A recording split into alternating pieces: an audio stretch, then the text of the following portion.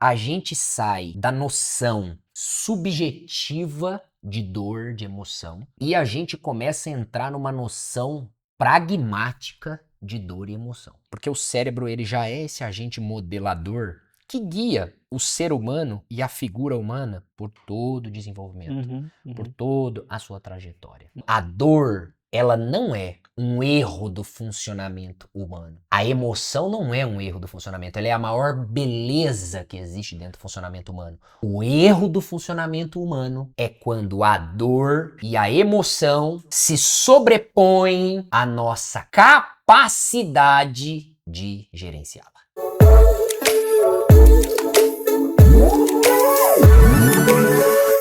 Olá, gente. Estamos aqui mais um encontro, um diálogo e uma conversa. Eu e o Michel. Prazer, Michel. Prazer te rever. E me receber na sua casa aqui. É. Se você não sabe, nós estamos na casa Então, do Michel, estamos né? aqui em casa. Muito bom, É muito isso bom. mesmo. Obrigado. Olha, a primeira conversa que a gente teve foi muito rica, né? A gente tratou de assuntos diversos, bem amplos, na verdade, né? Sobre a questão da dor, os tipos de dor.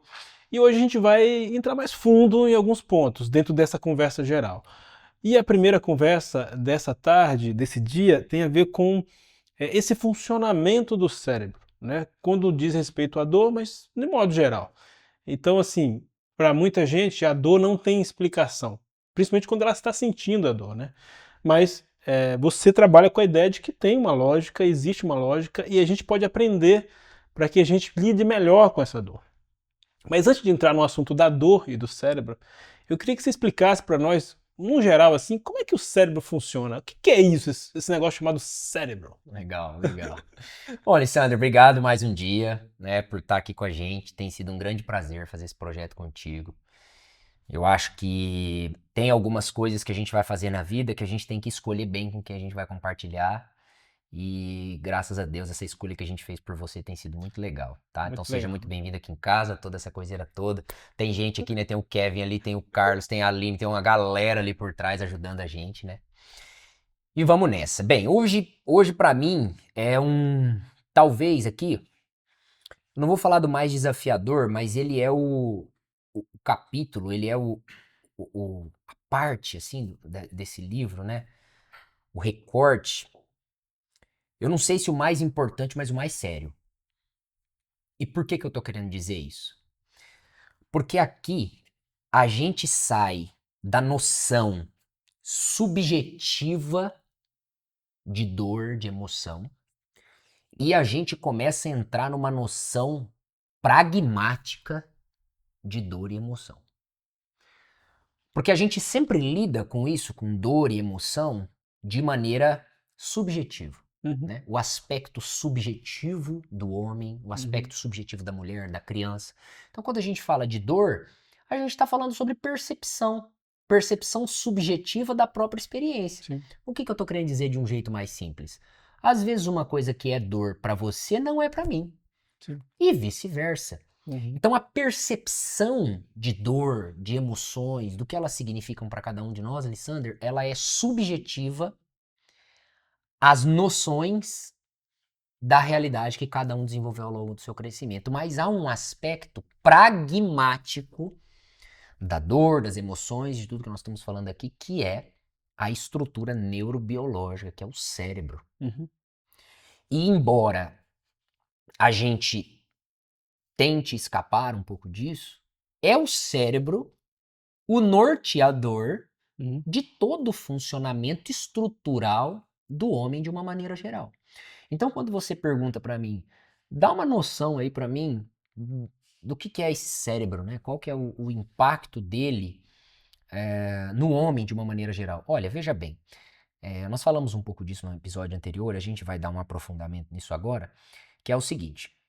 O espermatozoidezinho começou ali a entrar no canalzinho, foi embora, correu o trecho, chegou lá, ele encontrou aquele óvulo bonito, fez força, entrou dentro do óvulo, fecundou. Acontece a primeira divisão celular. No processo de primeira divisão celular, que uma célula vira duas células, ali nós já temos funcionamento cerebral acontecendo. Olha, interessante. Ali nós já temos grupos neurais. Ali nós já temos estruturas de funcionamento celulares que já são norteados por uma estrutura guia que um pouquinho mais à frente, dentro do período gestacional, na concepção, há de se dar o nome de cérebro, encéfalo, massa encefálica. Ali a gente já tem o processo de construção. Agora entenda o que é o legal. Toda a construção do funcionamento e do desenvolvimento da estrutura motora, da estrutura emocional, daquele feto se dá a partir de uma estruturinha ali que se chama cerebelo. Então, cria-se ali, eu vou falar de um jeito bem simples para o leitor entender, né? Cria-se ali uma espécie de uma bolinha e a partir daquela bolinha a medula espinal é criada e a partir da medula espinal a gente tem os desdobramentos dos membros, a gente tem dos órgãos. Então, quando a gente fala de cérebro, Lissander, nós estamos falando da estrutura modeladora e gestora de todo o corpo humano. Seja isso do ponto de vista subjetivo, que está relacionado à maneira como a gente interpreta o mundo, à maneira como a gente entende as coisas, que a gente chama isso de subjetividade, seja a partir do ponto de vista pragmático, que é como que vão crescer os seus pelos, os seus membros, os seus órgãos, quem que vai gerenciar as suas noções motoras, as suas noções de sensibilidade, aquela coisa dos 5 sentidos, né? Então, quando a gente pensa em cérebro, nós estamos falando da estrutura responsável por modelar todo o desenvolvimento, e aí não vou nem usar o termo humano, mas da estrutura humana. É por isso que aqui a gente questiona um tema muito importante que é discutido no Brasil, Lissander, que é a questão do aborto. Por quê? Porque um feto, à medida que ele já começa a desenvolver neurônios, células, tecidos, esse feto já tem contato com a subjetividade do funcionamento humano. Porque o cérebro já está fazendo leituras. Há alguns estudos que mostram que adultos cuja mãe tentou abortá-lo quando era ainda um feto e que não deu certo o aborto e eventualmente não sabem que tentaram ser abortados, nós temos ali adultos mais doentes. E dentro do processo psicoterapêutico ele não consegue entender. Ele passa pelo processo psicoterapêutico, ele não consegue destravar, até que em um determinado momento o terapeuta entende que é hora de envolver os pais. E aí o terapeuta descobre que houve essa tentativa, houve esse movimento. Ora, como pode um feto ouvir aqui fora que ele não é um feto desejado, ou que é uma menina e gostaria de um menino, e já nascer com noções de rejeição, já nascer com noções de abandono? Por quê? Porque o cérebro ele já é esse agente modelador que guia o ser humano e a figura humana por todo o desenvolvimento, por toda a sua trajetória aqui. Então, deixando fácil para o leitor, o cérebro ele é o nosso processador. Sim. Ele é o lugar onde consta todas as nossas estruturas, todo o nosso funcionamento. É a partir dele que a gente se comporta. Lissander, seja do ponto de vista pragmático, ou seja, motor, visão, audição, tato, olfato, paladar, sistema digestivo, saúde, seja do ponto de vista, Lissander, subjetivo, inteligência, raciocínio, emoções, a fala, as interpretações. Então, ele é o nosso guia. Sim, Ele é o nosso guia. Portanto, é importante a gente saber que nós precisamos deliberadamente aprender a cuidar do nosso cérebro. Porque quanto mais a gente aprende a cuidar dessa estrutura, mais ela nos subsidia para nos oferecer mais performance. E eu não estou falando performance só do sentido produtivo. Eu estou falando performance no sentido do próprio espectro do funcionamento do corpo humano.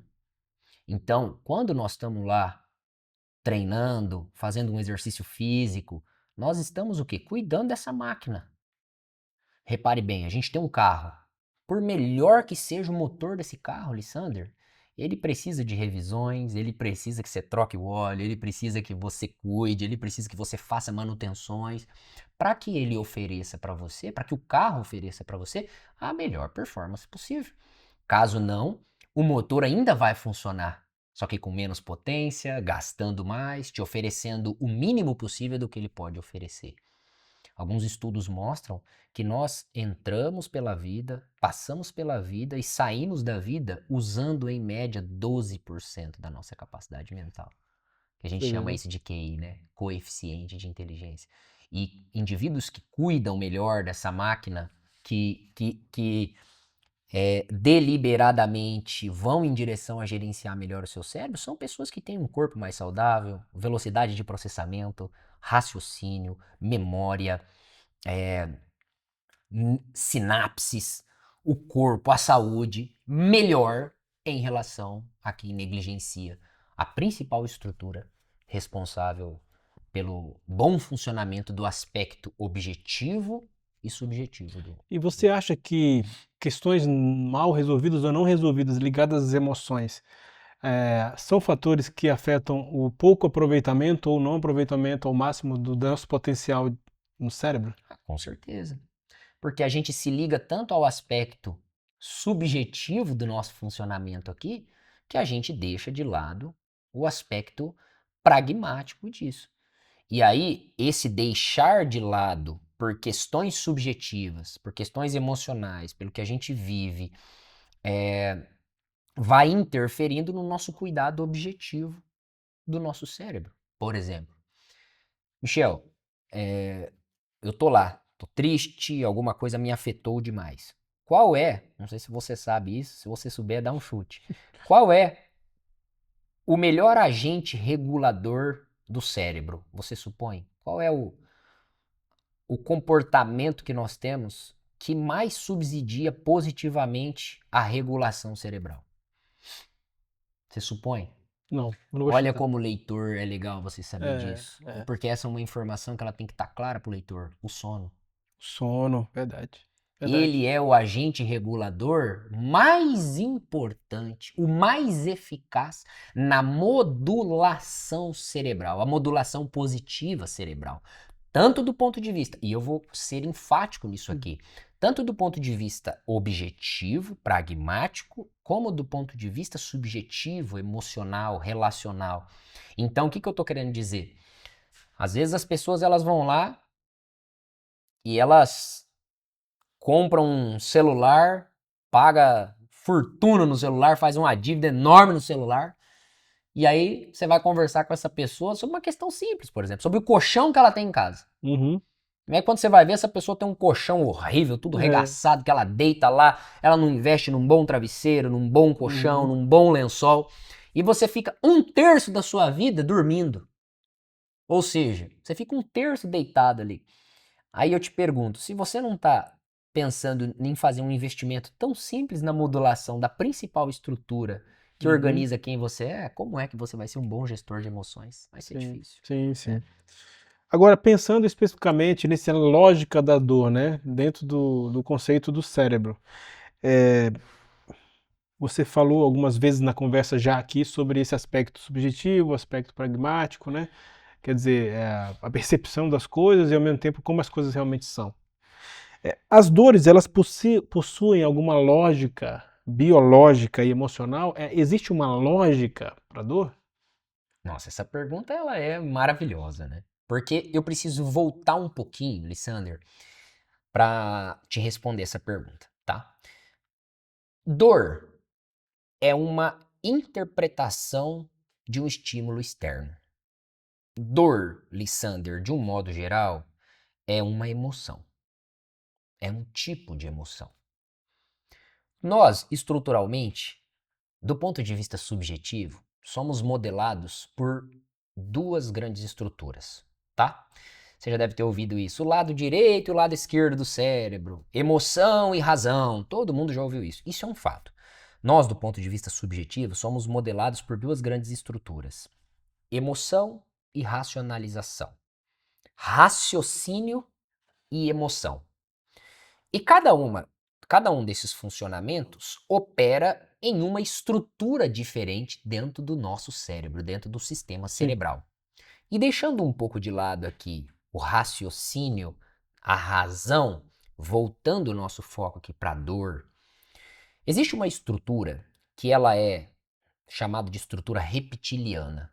E por que reptiliana? Porque essa estrutura, seja do ponto de vista de Darwin, que o homem passou pela evolução para chegar onde ele chegou, seja do ponto de vista mais teológico, mais cristão, que Deus foi lá, fez Adão e nos construiu, essa estrutura reptiliana, e por que reptiliana? Porque ela está nos primórdios do homem, ela é uma estrutura pronta, que não passará por evolução, que não passará por transformação, que não passará por alteração de funcionamento. E eu preciso que isso fique bem claro aqui. Quando a gente pensa em dor, quando a gente pensa em cérebro humano, existem duas grandes vertentes dentro do cérebro humano: estruturas prontas e estruturas aptas. Qual é a diferença de estruturas prontas e estruturas aptas? A estrutura pronta, ela nasce com você e do jeito que você nasceu com ela, você vai viver com ela e você vai morrer com ela. Vou dar um exemplo simples, por exemplo. A habilidade de escutar. Nós nascemos com uma habilidade de escutar. O que é escutar? É perceber o som. Então, se você chegar num bebezinho, ele pode ter a idade que for. Se você chegar num bebezinho, ele estiver olhando pra cima e você fizer assim, ó, dá um tapinha no ouvido dele, ele vai fazer assim, ó. Ele vai olhar. Há uma noção de escutar. Escutar é uma habilidade motora. É uma habilidade que a gente chama de inata ao cérebro humano. É uma estrutura pronta. Quando a gente pensa dentro desse mesmo conceito, escutar é diferente de ouvir. Por quê? Porque ouvir exige interpretação de som. Então, eu chegar em uma criança e der um tapa, ela vai ouvir um som. Se eu chegar em você agora e fizer assim, você vai dizer que aconteceu o quê? Eu fiz assim no seu ouvido, ó. Pode ser muita coisa, né? Mas você vai... Estruturalmente, isso aqui é o quê? Uma palma. Você vai dizer, ele bateu palma no meu ouvido. Mas pode ser um alerta, pode ser um susto, pode ser... né? Porém, você já interpretou o som. Portanto, o que eu estou querendo dizer nesse sentido? Escutar é uma estrutura pronta. Ouvir, compreender, dar significado ao som é uma estrutura apta que ao longo do tempo você foi desenvolvendo habilidades nessa estrutura. Nesse sentido, entre o conceito de estrutura pronta e estrutura apta ao desenvolvimento, eu vou te fazer uma outra pergunta simples para você entender. Quando um bebê nasce, se ele nasce perfeitinho, bonitinho, ele nasce com mão, certo? Ele nasce com a sua mão. A mão está ali, ela é uma estrutura pronta. A mão está ali. Esse bebê já consegue com a mãozinha pegar um copo e virar? Não. Por quê? Porque ele vai precisar desenvolver aptidão motora. Sim. Ou seja, ele tem uma estrutura pronta, disponível para um nível mais alto de atuação no seu próprio corpo. Mas se ele não for corretamente estimulado, se essa criança não for corretamente gerenciada, submetida a estímulos que favoreçam o desenvolvimento dessa estrutura, que ora está pronta, mas além disso tem aptidão, ela não conseguirá. O potencial está ali, mas tem que ser desenvolvido. A aptidão está ali.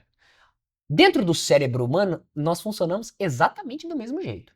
O cérebro humano é composto por estruturas prontas e estruturas aptas.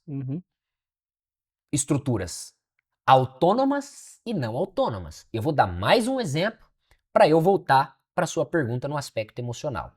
Veja bem, você foi lá e comeu um pão com leite. Pegou um pãozinho ali, presunto, queijinho, fez, caprichou, comeu e bebeu um cafezinho. Você, Lissander, consegue dizer para o seu estômago assim, ó, não faça digestão? Não. Você não consegue. Porque você está utilizando uma estrutura pronta, autônoma. Sim. Ou seja, aquilo ali você não vai conseguir mexer. Existe uma função para aquilo ali, uma autonomia do corpo humano, do seu cérebro, e você não vai conseguir mexer. Se você decidir comer, vai passar pelo processo de digestão, seu fígado vai funcionar e tudo isso vai funcionar. Nesse sentido, qual é a estratégia que você pode usar para o seu estômago não fazer digestão? Não comer. Sim. O cérebro humano, Lissander, funciona exatamente do mesmo jeito. Nós somos compostos do ponto de vista cerebral por estruturas prontas e aptas. E o sistema límbico é uma estrutura pronta. Uhum. Estruturas prontas, Lissander, não passam por melhorias, desenvolvimento, por mais performance. Estruturas prontas funcionam como elas têm que funcionar e elas continuarão funcionando como elas têm que funcionar. Tentando explicar um pouco o que você está dizendo também, uma metáfora para mim da construção, né? Tá certo pensar que a estrutura pronta seria o alicerce e a apta à construção? Tá certo pensar. Porque, por exemplo, eu posso ampliar aquele prédio, posso Pode, colocar... pode. É uma ideia, é uma noção de estrutura pronta e apta Sim. que dá pra gente aplicar. Ficando mais um pouquinho aqui. Essa estrutura pronta tem um funcionamento, uma função, um jeito de funcionar, e você não conseguirá alterar esse jeito de funcionar. Ah. E dentro dessa base que nós estamos discutindo sobre dor, sobre emoções, a estrutura pronta, que você nasce com ela, vive com ela e morre com ela, e você não consegue alterar o seu funcionamento, é o sistema límbico. Certo. O sistema límbico, ele é composto pela seguinte estrutura: amígdala, hipotálamo, hipocampo e giro do cíngulo. São 4 estruturas que, somadas, formam o sistema límbico. Essas estruturas têm as seguintes funções: giro do cíngulo, modelador das estruturas internas. Ele é o protetor, motor, ergonômico dessas 3 estruturas. Hipotálamo, gestor da temperatura corporal, gestor da velocidade do batimento cardíaco, gestor do suor, da sudorese. Tudo que acontece do ponto de vista externo com o seu corpo está na mão do hipotálamo. Hipocampo. Você sabe o que tem dentro do hipocampo, Lissander? O que tem? Todas as nossas memórias. O hipocampo abarca todas as nossas memórias de curto prazo, de longo prazo, de trabalho, âncoras de memória, janelas de memória. Tudo o que nós temos como memória está guardadinho dentro do hipocampo. O seu HD ali. É o HD de memórias. E a outra estrutura é a amígdala. E não é amígdala no sentido do funcionamento traqueal, mas amígdala no sentido do funcionamento emocional, lá dentro do sistema límbico. Amígdala é uma leitora de estímulos externos e uma desencadeadora de interpretações. Uhum. Ou seja, a amígdala é responsável pelas nossas emoções. É a amígdala quem lê o estímulo externo, manda uma mensaginha pro hipocampo e fala: escuta, o que você tem de memória aí relacionada a esse estímulo que eu acabei de receber? Aí o hipocampo fala assim: ó, então, o que eu tenho aqui é que o Lissander, uma vez, ele já fez palhaçada comigo. E esse movimentinho que ele acabou de fazer aí é parecido com o que ele fez da outra vez que ele fez palhaçada comigo. E a amígdala manda uma mensagem do WhatsApp pro hipotálamo e fala pro hipotálamo assim, ó, escuta, esse estímulo aí que a gente já recebeu outra vez, a gente fez o quê? Cara, o nosso batimento cardíaco acelerou e a gente foi pra cima do Lissander. Aí a amígdala fala assim, então vamos juntar o que você já fez, vamos juntar o que o Lissander já fez com a gente e vamos dar um pau nele aqui agora. E a amígdala desencadeia essa interpretação. Então, quando a gente pensa, agora saindo desse assunto, falei pra você que esse assunto era mais duro, ele era mais pesado. Saindo desse espectro mais de Técnico, né? Sim. técnico de destrinchar aonde tá isso, Lissander, dor é um funcionamento neurobiológico composto dentro da nossa estrutura cerebral. A dor é uma interpretação subjetiva da amígdala que leu um estímulo externo, deu a esse estímulo uma interpretação e isso desencadeou uma série de fatores, seja no comportamento motor do próprio corpo, seja isso no comportamento do indivíduo na sociedade e em relação ao contexto que ele está inserido. Então, voltando à sua pergunta para a gente fechar, há uma lógica estrutural da dor? Não só uma lógica, há um funcionamento de estrutura pronta que jamais mudará. Eu vou ser enfático para dizer isso para você. Jamais mudará no modo como nós percebemos dor. Então o corpo está preparado para lidar com a dor. O corpo está apto Apto. a lidar com a dor. O corpo está apto a lidar, a perceber e interpretar uma emoção de dor. Agora, se ele está fortalecido, porque lembra a diferença que estrutura apta, ela está pronta para ser desenvolvida.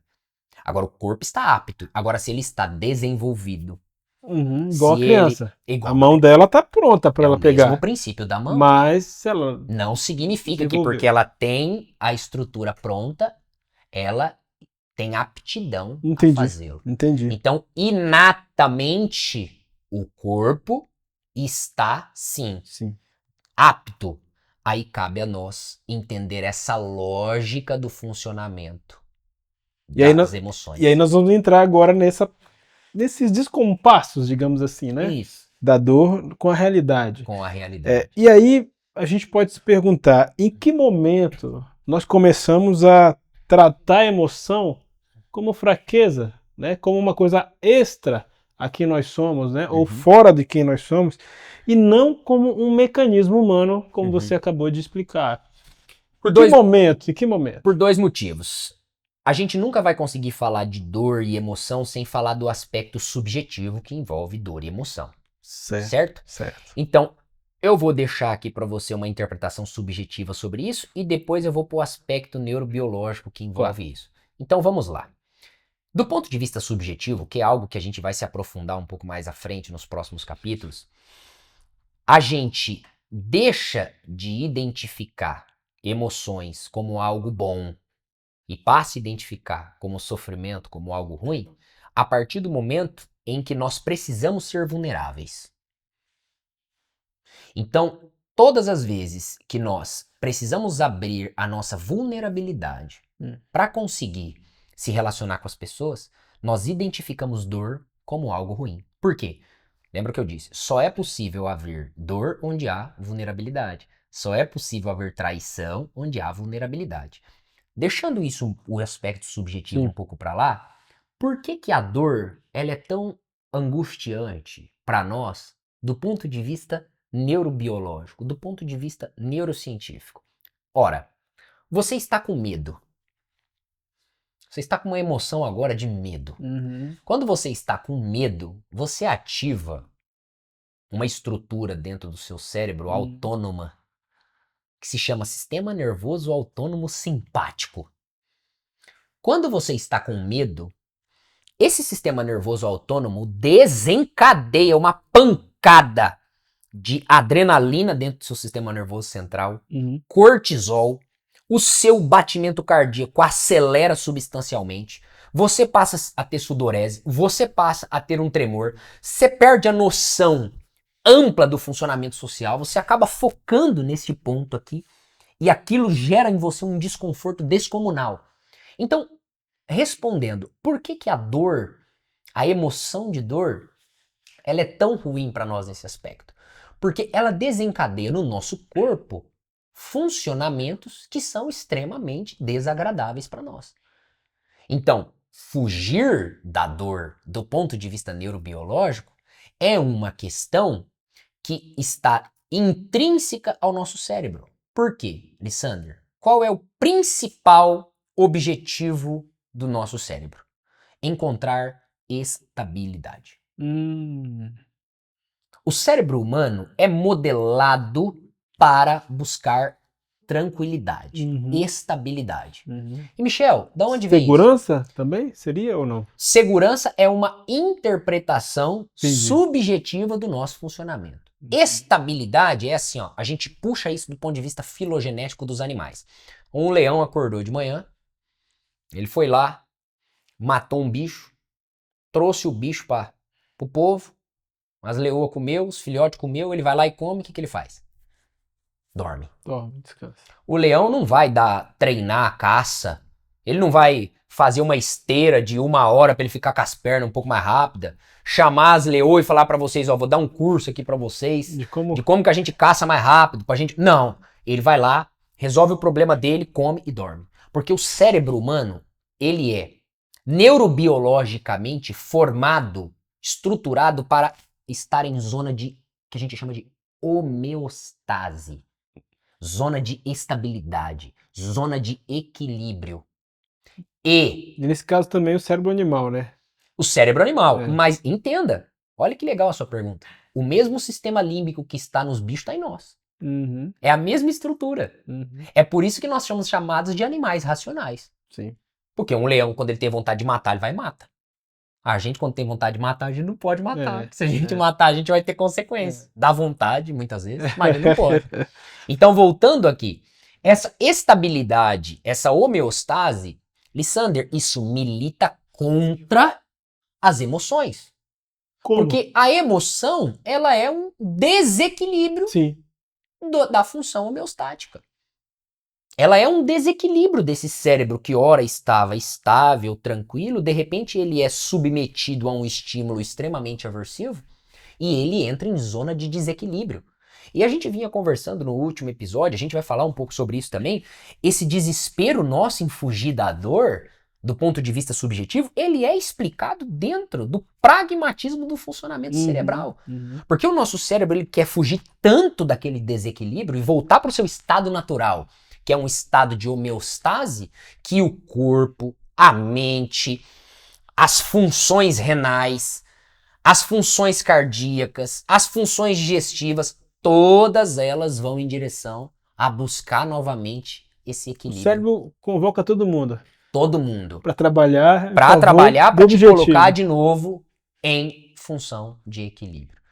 Então, esse é o motivo que faz a gente querer fugir tanto desse funcionamento estrutural da dor dentro do ponto de vista neurobiológico. A dor, então, como emoção, ela é uma reação. Ou não? A dor, ela é uma interpretação do estímulo externo que desencadeia uma emoção. Uma emoção. De um jeito simples, Lissander, eu vou dizer aqui, a dor é uma emoção. Entendi. Perfeito. E uma emoção, ela nada mais é do que uma interpretação dos estímulos externos que nós recebemos. Tá. Então eu posso dizer que ela é essa interpretação, e ela, por ser uma interpretação e por incomodar, não significa que ela é um erro, né? Não significa que ela né? é um Ela erro. não é um erro de funcionamento do corpo humano. Imagina, não. Ela é, na verdade, é muito bom que a gente se emocione. Porque, por exemplo, pessoas que não se emocionam, que não tem como base isso, Lissander, nós temos doenças. Psicopatia, sociopatia. O que são essas pessoas? Pessoas que têm uma desestruturação emocional em que o seu aspecto emocional não funciona de maneira correta, de maneira funcional. Então, a dor, ela não é um erro do funcionamento humano. A emoção não é um erro do funcionamento, ela é a maior beleza que existe dentro do funcionamento humano. O erro do funcionamento humano é quando a dor e a emoção se sobrepõem à nossa capacidade de gerenciá-la. Então é interessante isso que você está falando, porque isso também explica um pouco o próprio título do livro, né? Porque no título do livro você está juntando emoção e dor, né? Que dor faz parte da emoção, mas o apaixonar-se, né? Que é uma emoção, né? Lidando com a dor, que também é uma emoção, né? Uma reação, uma interpretação dessa emoção. Então você está convidando o leitor também a fazer as pazes com as emoções nesse processo. Exatamente. Vê-las não como vilãs, mas como algo que é inerente à sua estrutura central, mas que não pode ser a gestora da sua vida. Não dá para colocar na responsabilidade de uma estrutura primária, reptiliana, a responsabilidade pela condução das nossas escolhas da nossa vida. É interessante essa advertência que você faz também, porque geralmente no nosso senso comum, quando a gente fala assim, fulano de tal é muito emocional, né? Parece assim, ele é desequilibrado. Ele é muito passional, né? Ele não tá sabendo ser maduro, né? Mas não é o fato dele ser emocional, porque todo mundo é, né?